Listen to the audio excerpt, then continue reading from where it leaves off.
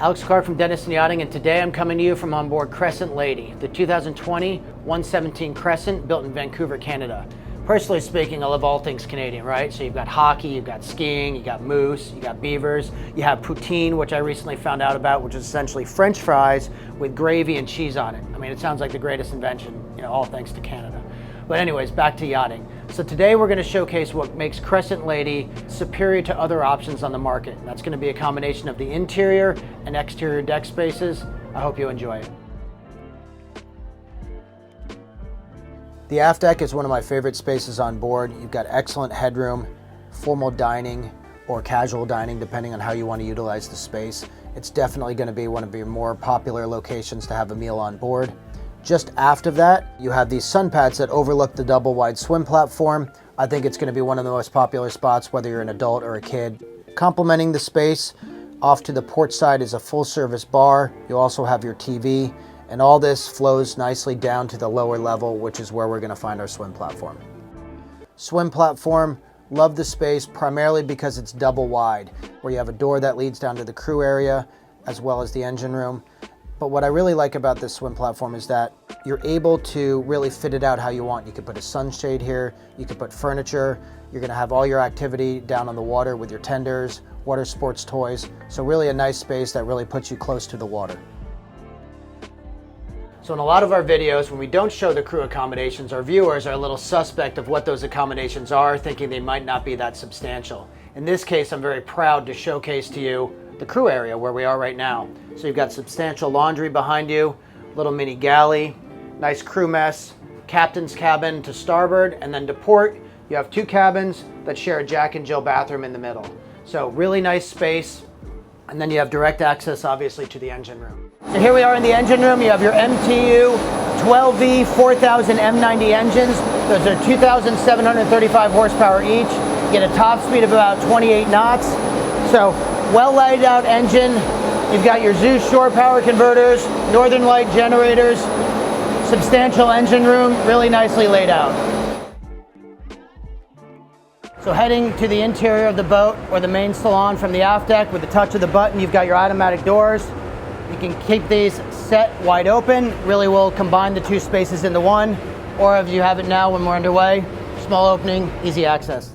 So here we are in the main salon, or what I would consider the great room. You've got really good headroom, nice lounge area here. You have a partition with a pop-up TV and your formal dining. Now, if you continue to starboard, you're gonna go to your day head and 4 guest cabins down below, including a full beam master. If you continue to port, you're gonna have your galley and a VIP forward. So really nice use of space. And I think the layout is actually pretty unique and flexible depending on how you wanna use the boat. So she's a 5-cabin boat, but you've got 4 cabins down below with the VIP off of the galley. Depending on how you're using it as an owner, you could turn that into a great captain's cabin if you're running the boat with a couple, or you can make that your 5th cabin. I just wanted to point out the flexibility in the layout.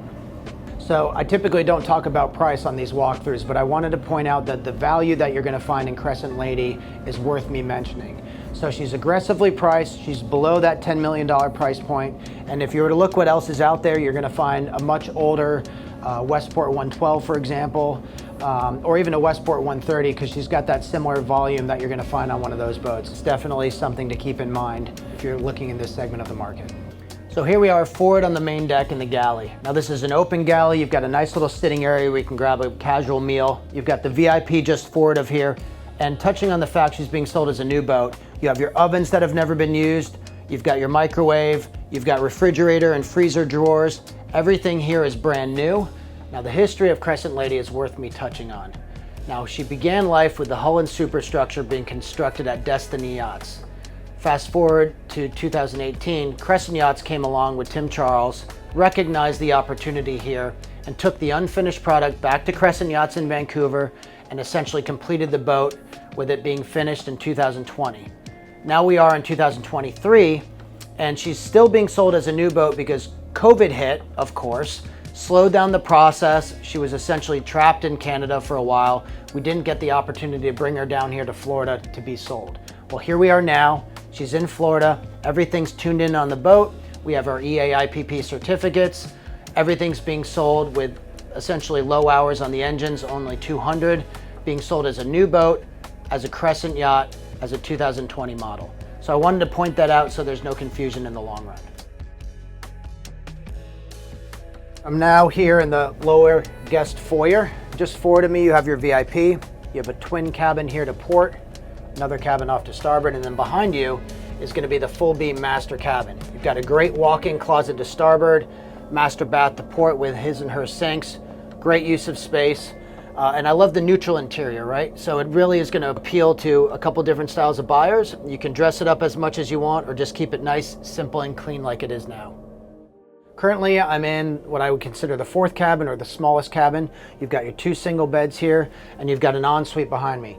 Each of the 5 guest cabins are all en-suites, all have their private baths, each one featuring a slightly different type of stone and finish work.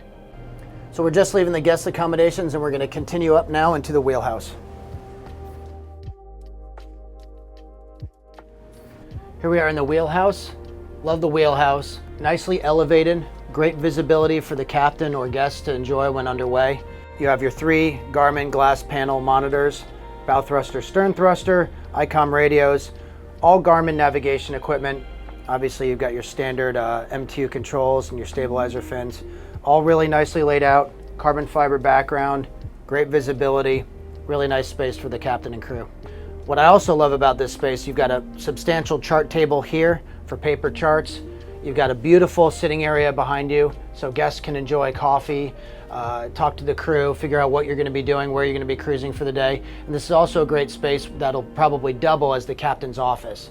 So love the area, love the fit and finish, love the height, the headroom, a lot larger than you're going to find on some comparable boats out there, again, like a Westport 112 or an Ocean Alexander or anything.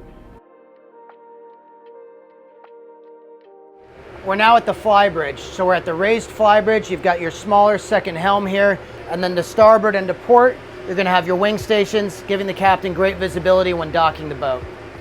You've got 2 identical L-shaped settees, great for lounging. Love the hardtop here. So here you've got a beautiful custom hardtop, inlaid skylights.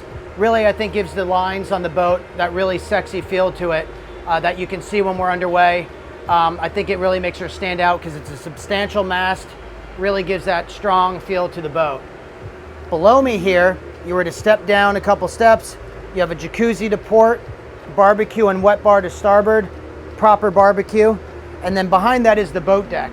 This boat deck's left open, so it gives the new owner the ability to really kit it out with what you want, whether it's a couple jet skis, a rib, whatever water sports toys you want.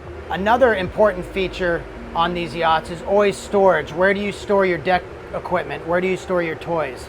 Below me now, these stairs actually hinge up, and everywhere below me is actually a massive storage area where it's almost more than you need.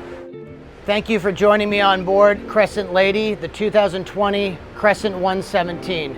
My name's Alex Clarke with Denison Yachting. If you have any further questions, want to arrange a showing on board, please feel free to contact us at any time.